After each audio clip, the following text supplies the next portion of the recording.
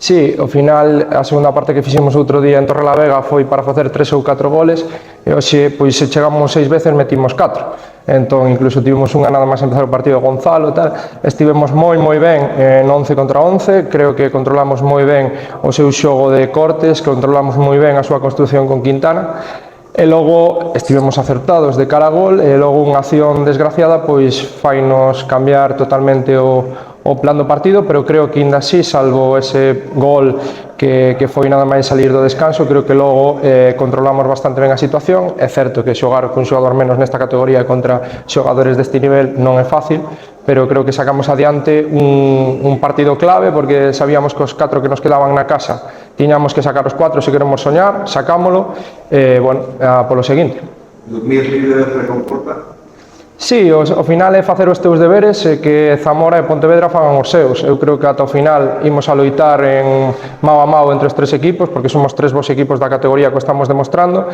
Hoxe é unha vitoria que, claro, que non lle damos moito valor, pero é o noso segundo ano na categoría e creo que certificamos o playoff, que son 56 puntos. Pareceme difícil que con esta puntuación non xogamos o playoff en caso de non ser campeóns.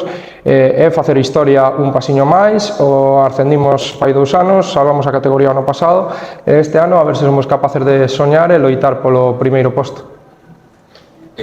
Na segunda parte sorprendernos un pouco o cambio de estrutura, non vos iba mal tampouco no final da primeira parte, non sei por que decidiches definitivamente cambiala. Que buscabas? De feito empezamos con 3 xa atrás e no momento que eles adiantaron a Quintana no momento que estábamos 4-4-1, eses minutos foi sensación, eses minutos que estábamos moi hundidos e que non nos daba tempo a sacar tempo hacia adiante, que non estábamos del todo cómodos, e coa estrutura de 3 máis 3 mediocentros por diante permitíamos aos seus carrileiros saltar e a partir do salto de Gonzalo que un dos de dentro poidera acompañar.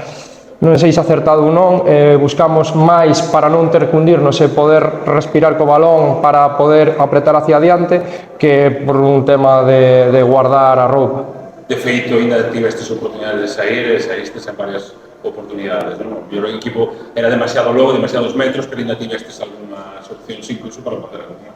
Sí, eu creo que permitimos salir, pero sí que en situacións en campo rival creo que pudimos dar algún pase máis para descansar. De feito, tivemos 2 situacións de xogar un pouquiño máis e eso non é o que tú non te cansas correndo atrás da pelota, senón que despois o ritmo que lle quitas ao rival.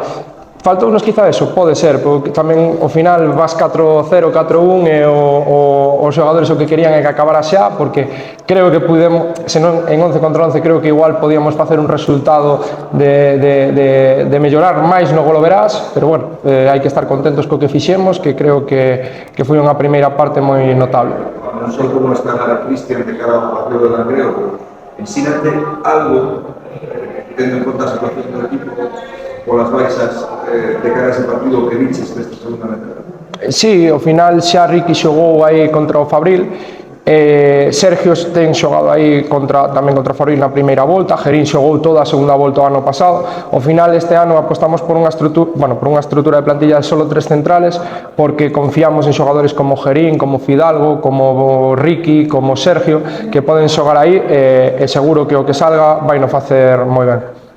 Te sigue sorprendendo el equipo, porque tú estás con ellos todas las semanas, pero es que los primeros 35 gastos de Montelar fueron un escándalo. Sí, en 2024 creo que dimos un paso claro adelante en juego a nivel ofensivo. Hasta ahora éramos un equipo muy rocoso a nivel defensivo, al que es muy difícil hacerle ocasiones, pero creo que desde que jugamos contra la Avilés en casa dimos ese paso claro adelante e incluso se están involucrando jugadores como los Gil, que necesitaban dar números, jugadores Gonzalo, que acaba de llegar, y ahora sí que necesitamos esos goles de Palmas, esos goles de Diego, esos goles de Gerín y Facu que van a llegar, y creo que lo tenemos todo para soñar. Está saliendo todo, el equipo está enchufado, nos están entrando los goles, están trabajando genial durante la semana, hay que soñar. A lo largo de las diferentes comparecencias que tenemos aquí, este mes siempre venías diciéndonos que el equipo sigue creciendo. ¿Todavía hay más crecimiento? Yo creo que sí, yo creo que la primera parte de hoy y la segunda de Torrelavega es, en datos, generamos 6-7 ocasiones claras de gol en cada una de las partes. La segunda parte, pues por las circunstancias, no pudo ser un partido redondo. Pues no pudo ser un partido redondo. Nos tiene que servir para aprender de que este tipo de errores, igual en un partido que vayas pues entre comillas cómodo, porque yo creo que al final Portela está haciendo un temporadón y es un error que él no suele cometer. Son errores que pueden pasar en un hipotético playoff, en un partido a vida o muerte, y tenemos que aprender de él. Que adquisitivo de vos o que está facendo Gonzalo Lorenzo? Impresionante. De feito, é a primeira vez en 7 semanas que a pregunta é sobre Gonzalo Di Renzo e non sobre a min.